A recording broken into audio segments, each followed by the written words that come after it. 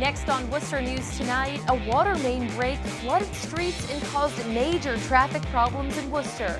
Tonight, a live look at the damage. Plus, community members gathered together across the U.S., including here in Worcester, to celebrate National Night Out. Crews in Worcester working on Tuesday's major water main break. Good evening and thanks for joining us. I'm Anna Botari. It happened around 3 p.m. in the area of Shore and Norton Drive. Millions of gallons of water spilled onto the streets, stranding several vehicles in the flooding.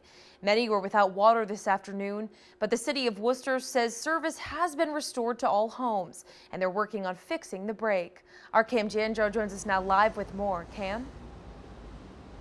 Anna, a quick drive on I-190 and you can see several homes in the area are still without power at this time. National Grid reporting more than 500 homes currently do not have power. The break happened roughly 7 hours ago, but if you have a look behind me, you can see crews on scene continue to clean up and try to figure out what happened to that water main earlier today on Shore and Norton Drive. Water floods Shore and Norton Drives after a large water main breaks in Worcester Tuesday.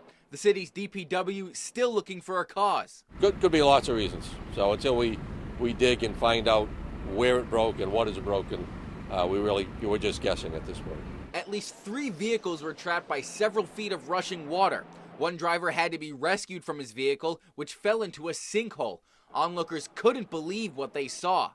I was kind of shocked. You know, I went one of those whoa type moments. My eyes bulged and I was like, wow, this is crazy. Neighbors and people all over the city were left without water and power for several hours Tuesday afternoon. Oh, the power's completely out. Yeah, the power just kept going on, off, and that's about it. And then it finally went off, and after that, there was nothing after that. Worcester DPW says millions of gallons escaped the 24-inch main throughout the course of the afternoon. Phil Guerin is the director of water and sewer operations. He says the department has worked to make the water safe. The water will be murky, it will be rusty for a lot of people. We've increased our chlorine dose to make sure it's safe to drink. Crews are expected to be on scene well into the night in hopes of identifying the cause of the break. Guerin says it could be some time before it is fixed. I don't expect the repair is going to be made tonight, just because no one's without water, so there's no urgency to keep a crew on overnight and working in the dark, trying to actually make the repair. We can do that tomorrow. Now, Guerin says DPW is looking to get clearance to dig so they can actually figure out what happened to this water main.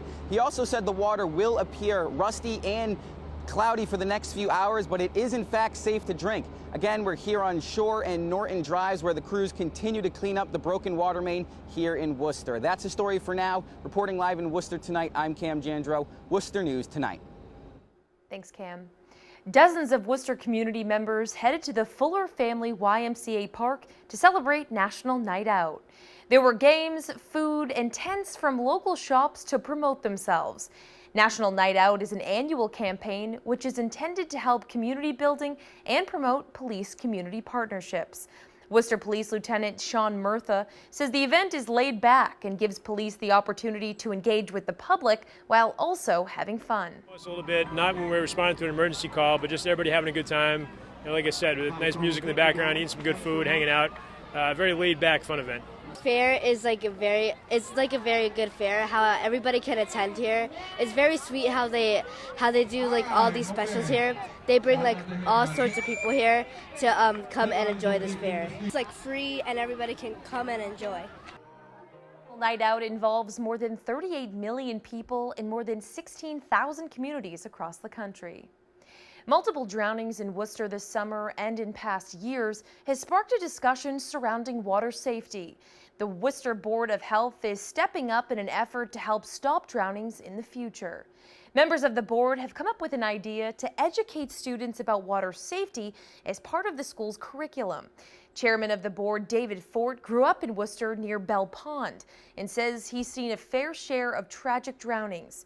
He says the board is proposing students at the Worcester Public Schools take swimming lessons as a mandatory class. I think a lot of people on the board feel the same way, is that in order for someone to graduate, any of the students in the Worcester Public School system to graduate from high school, you'll have to take swimming classes, and you'll have to be able to pass the swimming exam. So, the earlier we start would be great.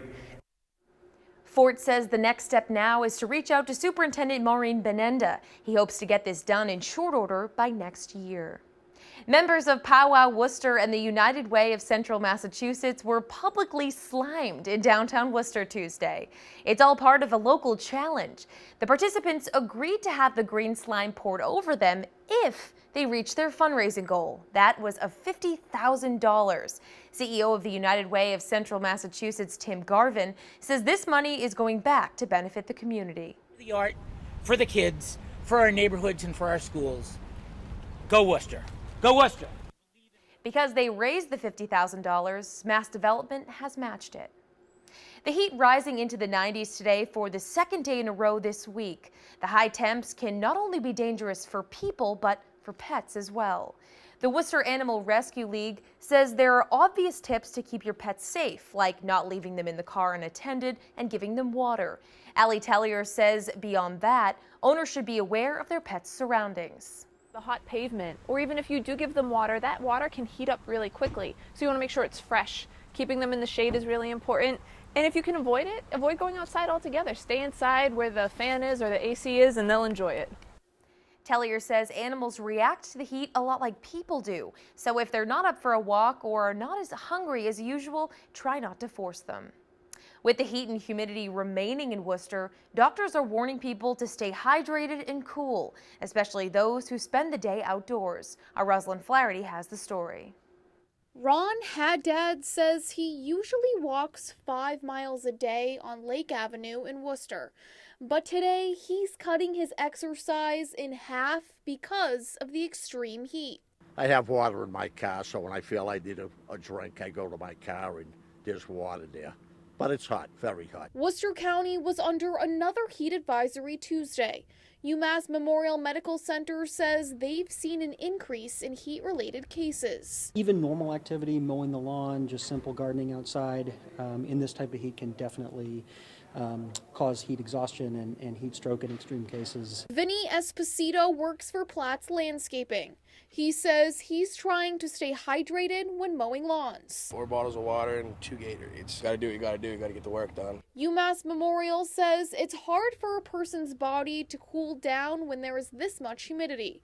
They say if you are working outside, take plenty of breaks and to not push yourself. Avoid alcohol and avoid caffeine, other things that will dehydrate you right before or right after you do this strenuous activity.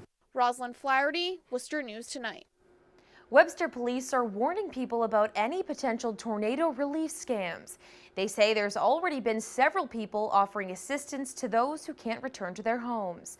Donations can be dropped off at the town administrator's office. Team Rubicons will also be in town the next few days to help anyone affected by the disaster. Part of a historic war monument in Hubbardston is missing. The head of the eagle on the town's Civil War monument is gone. The monument is located prominently on the Hubbardston Common. Police are now searching for the head and are looking into all possibilities to whether it was stolen or not. The eagle has been stolen off of the monument before. The monument was erected in 1885 in honor of the soldiers who died in the Civil War.